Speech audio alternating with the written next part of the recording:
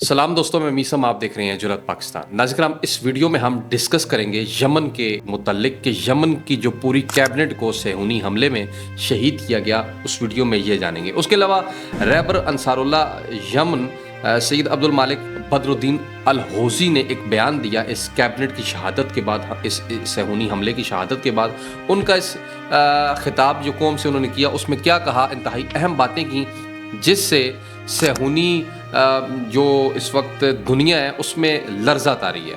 उसके मुतल्लिक जानेंगे कि उनका क्या बयान था। और इंतहाई अहम इस वीडियो का हिस्सा होने वाला है गज़ा के मजलूम अवाम के लिए इंसान दोस्ताना अमदाद के लिए तकरीबन जो 20 जहाज़ों पर मुश्तमिल बहरी बेड़ा गज़ा की जानिब रवाना हुआ, उसकी तफसीलात हम इस वीडियो में जानेंगे। अगर आपने अभी तक हमारा यूट्यूब चैनल जुरत मीडिया को सब्सक्राइब नहीं किया तो चैनल सब्सक्राइब करके बेल के आइकन को ज़रूर प्रेस कीजिएगा और हमारी वीडियो को मुकम्मल देखिएगा और वीडियो को लाइक कीजिएगा, कमेंट कीजिएगा। आपको मालूम है कि पहला चैनल भी उड़ चुका है, तो लिहाजा ज़रूर इस चैनल को हमें सपोर्ट कीजिएगा। नाज़रीन, जुमेरात के रोज़ 28 अगस्त 2025 को सेहूनियों की जानिब से यमन की पार्लियामेंट पर एक हमला किया जाता है। उसके दारुल हुकूमत सना में यह हमला होता है और वज़ीर आज़म समेत तकरीबन सारी कैबिनेट को उसमें शहीद कर दिया जाता है, ख़त्म कर दिया जाता है। उनके वज़ीर आज़म अहमद अल रुहवी और उनकी जो कैबिनेट है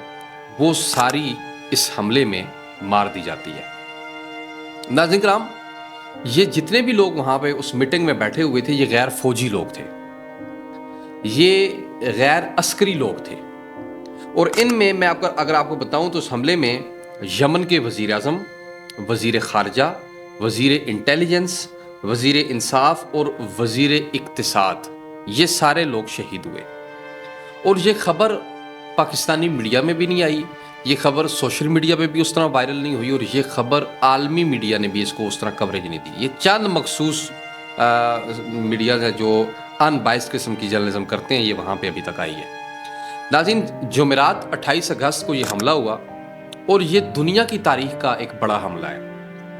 चूँकि आपको मालूम है कि यमन और इसराइल के हालात आपस में बड़े कशीदा हैं। इसराइल आए रोज़ यमनियों पर हमले करता है और यमनी भी आए रोज़ इसराइलियों के उन बहरी अड्डों पर या बहरी जहाज़ों पर कि जो यमन के रूट से होके गुजरते हैं, उन पर हमले करते हैं, उनको मार गिराते हैं और मारते हैं। यमनियों ने पहले दिन से, जब से वो जंग में शामिल हुए, तो उन्होंने ये ऐलान किया हुआ है कि हमने अपनी सरजमीन से या हमने अपनी बहरी ज़मीन से, पानी से, एक भी इजरायली जहाज़, चाहे वो कोई भी जहाज़ हो, ऑयल का जहाज़ हो या कुछ और, हमने वो अपनी सरजमीन से गुजरने नहीं देना और अपनी हदूद से गुजरने नहीं देना। वो उस पर हमले करते हैं जिससे इसराइल और यमन के आपसी हालात ख़राब हैं।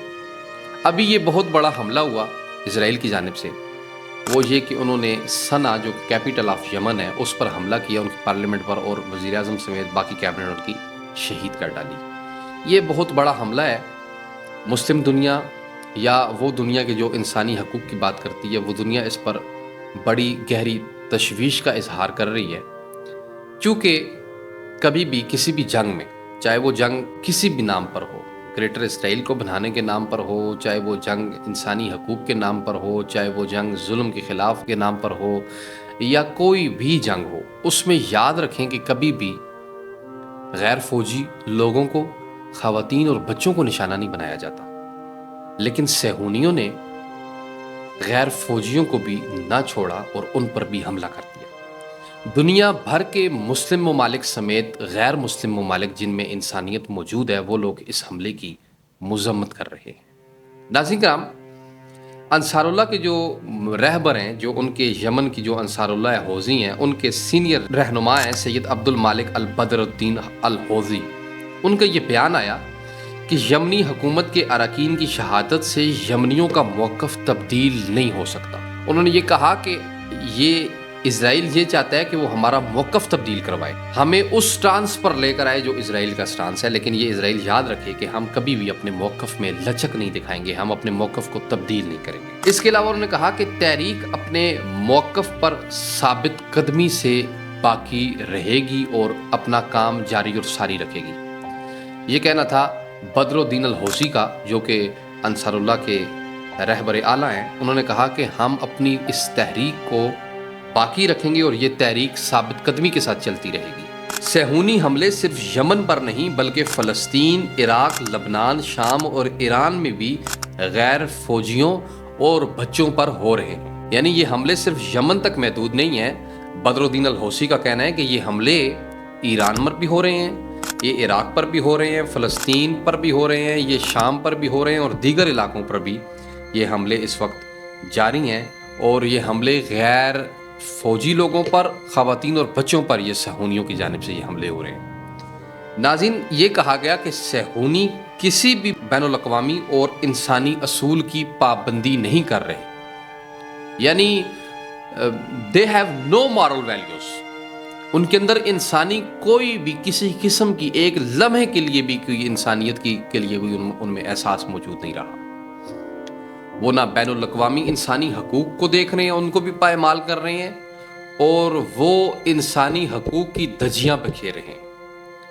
اور اگر میں اس بات کو بدر الدین الحوثی کی بات کو آگے لے کر چلوں تو میں یہ کہوں گا کہ صہیونی نہ صرف انٹرنیشنل جو ہیومن رائٹس ہیں ان کی دھجیاں بکھیر رہے ہیں، بلکہ ساتھ ساتھ وہ مکمل طور پر جو ان کے بڑے بڑے یہ ورلڈ بینک بنا ہوا ہے، یہ IMF بنا ہوا ہے، یہ انسانی حقوق کی UN کی تنظیمیں بنی ہوئی ہیں، یہ بڑے بڑے جو دنیا کی کھڑپینچ بنے ہوئے ہیں، یہ بھی ان کے کنٹرول میں ہے، اور یہ بھی نہیں کہہ رہے کہ بھائی کیا کر رہے ہو تم۔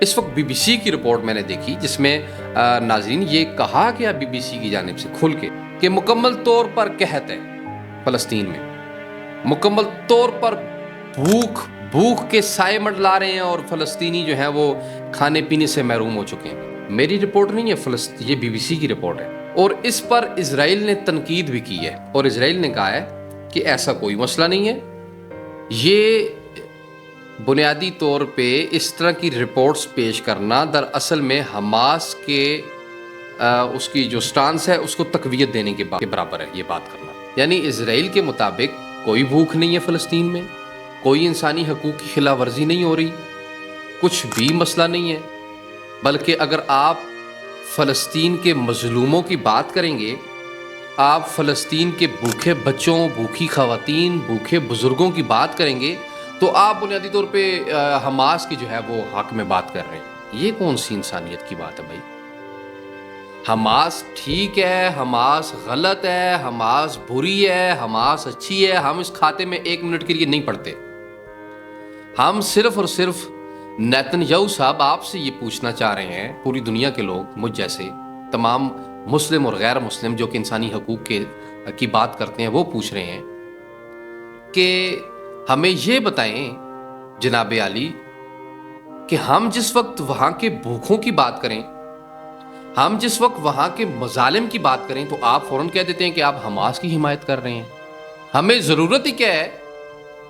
ہم آپ سے یہ پوچھ رہے ہیں کہ آپ یہ بتائیں کہ وہاں پہ جو اتنی بڑی بھوک اور افلاس سے شہادتیں ہو رہی ہیں، جو بچے مر رہے ہیں، جو خواتین مر رہی ہیں، اس کا جواب کون دے گا؟ آپ نے اگر کوئی پلاننگ کرنی ہے اپنے دشمن کے خلاف، جو کہ آپ کا دشمن ہے آپ کے نزدیک، نیتن یاہو صاحب میں آپ سے مخاطب ہوں، آپ سمجھتے ہیں کہ حماس ہمارا بہت بڑا دشمن ہے، اگر آپ نے اس کا مقابلہ کرنا ہے تو کسی ایسی اسٹریٹجی سے کرو کہ جس سے کم از کم ان بھوکوں اور ان بچوں کا نقصان تو نہ ہونا۔ اس جنگ کے اندر یہ بھی نہیں دیکھ رہے کہ یہ بچے اور بھوکے ان کے، آپ کو پتہ ہے کہ غزہ کی پٹی کے اوپر اس وقت ہزاروں کی تعداد میں ٹرکس موجود ہیں لیکن وہ یہاں نہیں آ پا رہے، اس وجہ سے کہ حماس کو کوئی مسئلہ نہ ہو جائے، حماس کو اس چیز سے کوئی فائدہ نہ ہو۔ وہ نیچے غاروں میں بیٹھے ہوئے ہیں، وہ اگر آپ اتنے بڑے چیمپئن ہیں دنیا کے اور آپ کے پاس اتنی بڑی فوج موجود ہے اور سپر پاور آپ کے ساتھ کھڑی ہے، تو آپ ان کو کیوں نہیں ختم کر پا رہے؟ آپ کے یہ دشمن ہے، آپ انہیں دشمن سمجھتے ہیں اور اتنی بڑی تعداد میں یہ موجود بھی نہیں ہے، چھوٹے سے ہیں، تھوڑے سے ہیں، تو آپ جنگ کے معیارات کو دیکھیں۔ اگر آپ نے جنگ کرنی ہے تو وہ جنگ کسی معیار پر ہوتی ہے، انسانی حقوق کے اوپر جنگ ہوتی ہے۔ آپ انسانی حقوق کو پڑھیں نا، UN کے چارٹر آف وار کو پڑھیں نا، وہ کیا کہتے ہیں؟ UN کا جو چارٹر آف وار ہے، جو سیکشن آف وار ہے، جو ان کا پورا ایک مضمون لکھا ہوا ہے وار کے اوپر، اس میں تو کہا گیا کہ بچوں پر بھی ظلم نہیں کرنا، اس میں کہا گیا کہ نہتے لوگوں پر جن کے پاس اسلحہ موجود نہیں ہے ان پر ظلم نہیں کرنا، اس میں کہا گیا کہ خواتین پر ظلم نہیں کرنا، فصلوں کو تباہ نہیں کرنا، لوگوں کی املاک کو تباہ نہیں کرنا، آپ اس جنگ میں ان چیزوں پر عمل پیرا ہونے پر فیل ہو چکے ہیں، اور آپ کو یہ دیکھنا چاہیے نیتن یاہو صاحب۔ ناظرین، اس کے علاوہ انصار اللہ کے رہنما عبد المالک بدر الدین الحوزی نے اپنی قوم سے خطاب میں جب یہ شہادتیں ہوئیں پارلیمنٹیرینز کی، تو اس کے بعد یہ اہم جملہ کہا تمام امت مسلمہ کے لیے، وہ سنیے گا، وہ یہ تھا کہ صہیونی حکومت پوری امت اسلامیہ کے لیے خطرہ ہے، اور فلسطین اور غزہ میں اس کے جرائم سنجیدہ رد عمل کے متقاضی ہیں، اور ساتھ میں یہ کہا کہ ہماری عوام نے جس راستے کا انتخاب کیا وہ عزت، شرافت اور کرامت کا راستہ ہے۔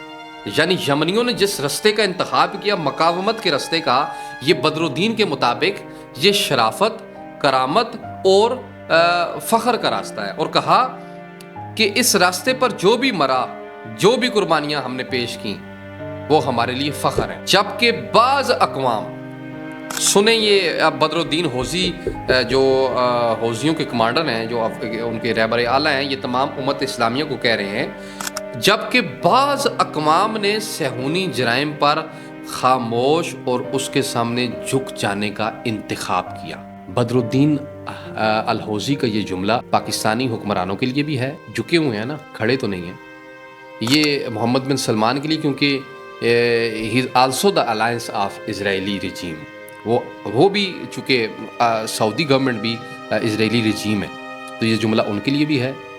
بلکہ میں نام نہیں لوں گا، ہر اس ملک کے لیے، ہر اس قوم کے لیے یہ جملہ بدر الدین الحوزی نے کہا کہ جو بھی صہیونی حکومت کے سامنے خاموش ہے یا جھکا ہوا ہے۔ یہ بدر الدین الحوزی کا موقف تھا جو میں نے آپ کے سامنے رکھا۔ ناظرین، اس کے علاوہ غزہ کے مظلوم عوام کے لیے انسان دوستانہ امداد کے لیے لے کر تقریباً 20 جہازوں پر مشتمل الصمود کے نام سے ایک آزادی بیڑا اسپین کے شہر بارسلونا سے غزہ کے لیے روانہ ہو چکا ہے۔ یہ انتہائی شائن خبر ہے، لیکن ایسے کئی بیڑے ان بھوکھوں کی مدد کے لیے جا چکے ہیں، لیکن انہیں راستے میں پکڑ لیا جاتا ہے، راستے میں ان پر فائرنگ کر دی جاتی ہے، راستے میں انہیں قیدی بنا لیا جاتا ہے۔ اور ایک ہی بات غاصب حکومت کی جانب سے کی جا رہی ہے، کیونکہ یہ حماس کے لیے اسلحہ لے کر جا رہے ہیں، حماس کی بیانیے کو تقویت دے رہے ہیں، تو لہٰذا ان کو پکڑ لو۔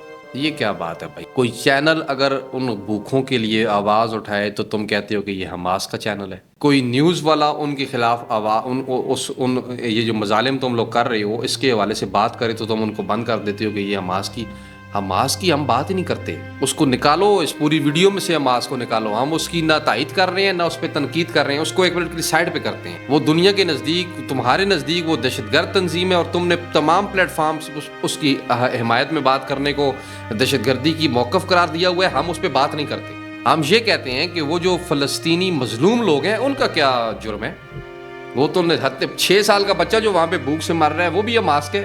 تھوڑا سا انسانی حقوق کے جو بڑے بڑے چیمپئنز ہیں ان کو بھی اس طرف ان بچوں کی آو بقا سننی چاہیے، اور اس پر ضرور نیتن یاہو سے بات کرنی چاہیے۔ کئی جہازوں پر مشتمل اس بیڑے پر فلسطینی جھنڈے نصب ہیں۔ دنیا کے 10 ملکوں کے انسانی حقوق کے سینکڑوں کارکنان ان جہازوں میں موجود ہیں، اور غزہ کا محاصرہ توڑنے کے لیے یہ جہاز اپنی راستے کی جانب گامزن ہے۔ غریب اور بھوکے فلسطینیوں کے لیے یہ ایک آس ہے، اور یہ الصمود نامی بحری بیڑا جس میں 20 بحری جہاز موجود ہیں، اس وقت غزہ کے مسلمان اس بیڑے کی جانب دیکھ رہے ہیں۔ ناظرین، اپنے قیمتی رائے کمنٹ سیکشن میں ضرور دیجیے گا۔ ملتے ہیں ایک نئی ویڈیو میں، چینل سبسکرائب کیجیے گا۔ بہت شکریہ، خدا حافظ۔